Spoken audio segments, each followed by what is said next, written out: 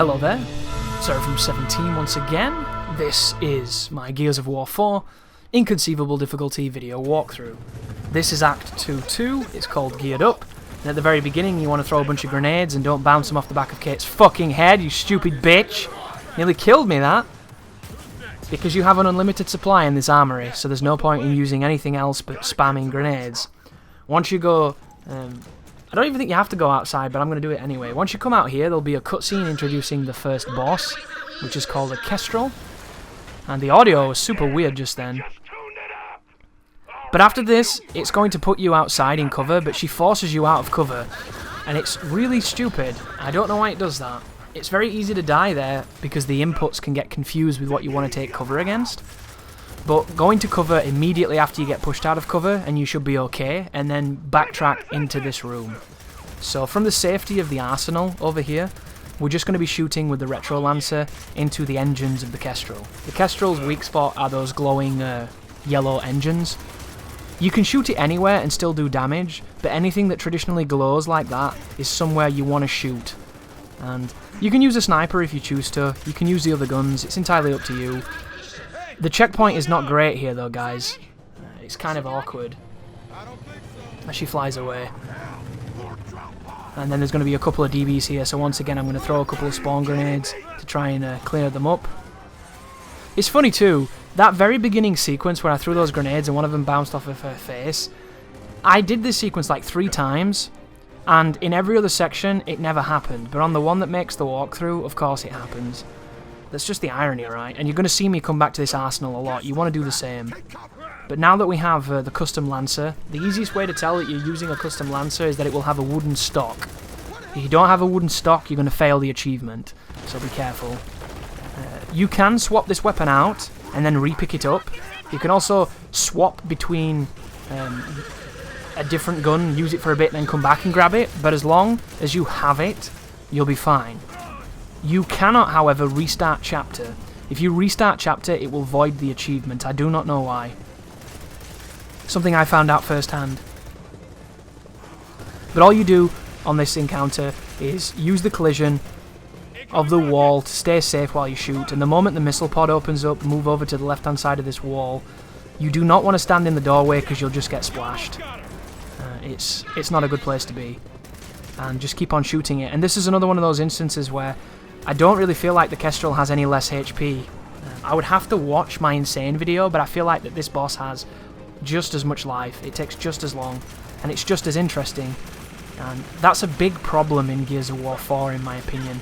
I feel like this game has the worst bosses in the Gears franchise, and that's even considering Gears of War 3's abysmal final boss, which is terrible. Like, Gears 2's boss was kind of an apology that RAM was so hard. Gears 1's boss was really hard, but at least it was fun. And like Gears Judgment's last boss was good, but it had those stupid Theron guards that ruined it. Like, so the bosses have never been stellar, let's say that much, right? Never been stellar, but they've been okay.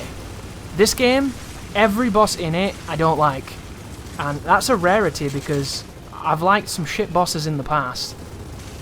Like, Scourge was a pretty shit boss, right? I liked it. It was goofy.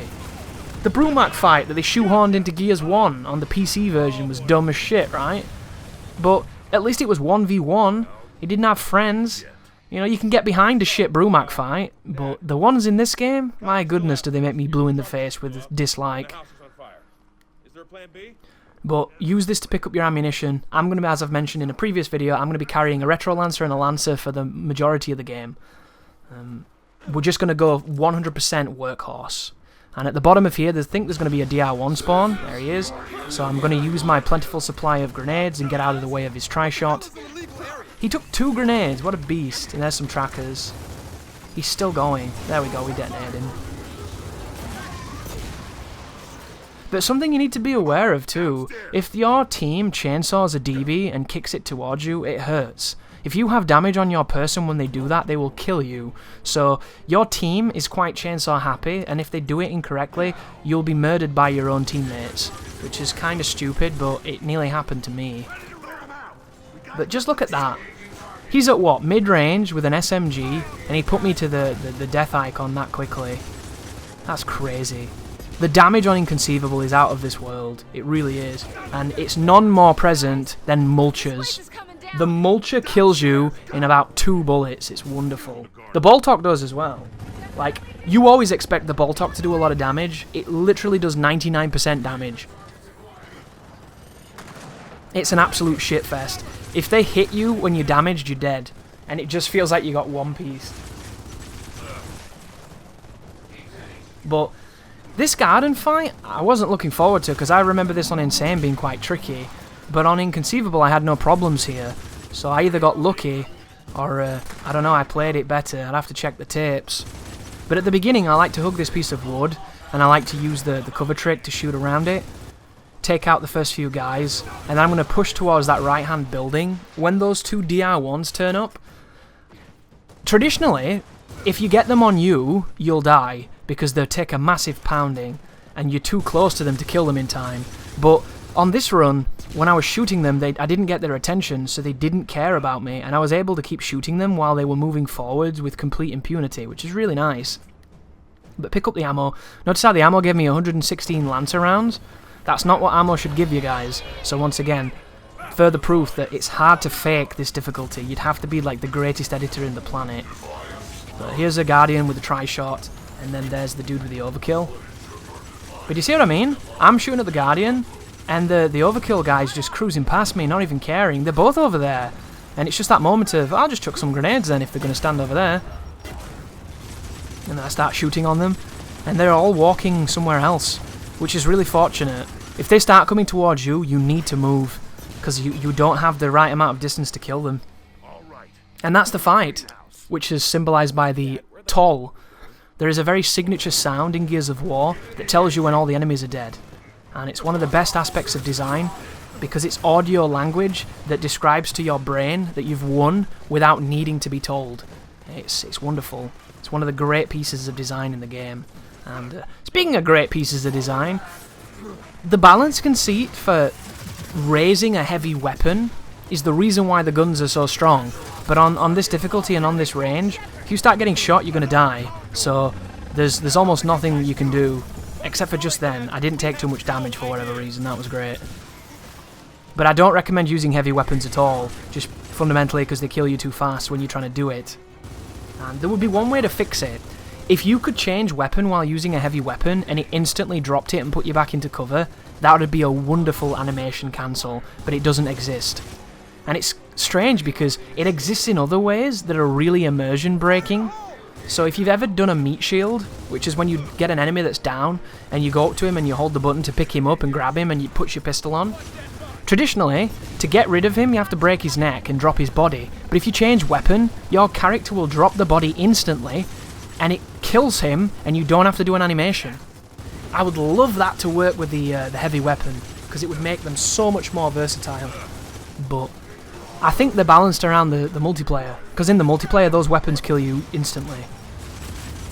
And they don't want you to have a massive advantage, which is understandable. Another difficult part of this is the fact that those DR1s can jump over cover, so be very careful with that. And then this fight in the other barn, this is easy because of this piece of cover. Due to the way that this mechanic works of peeking around a cover and hiding yourself behind the geometry, you can shoot and not get shot way easier than you ever will with cover. Cover is a mechanic that is based around a principle of risk and reward. You're 50% safe and 50% lethal, right? Oh, sorry, 50% safe and 50% in danger. In this, it's completely like 80% safe, 20% in danger.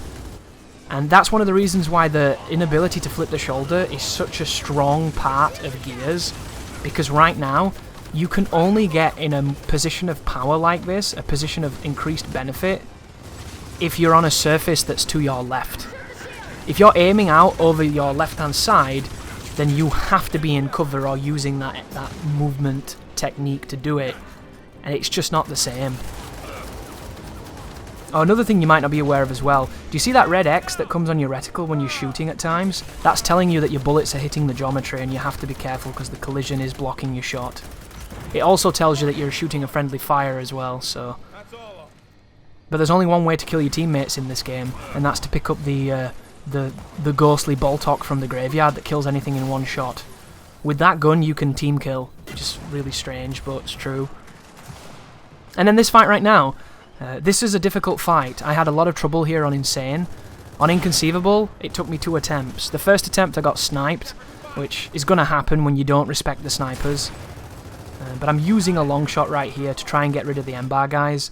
The best thing to do is to wait for them to go back into cover because they sit there so long.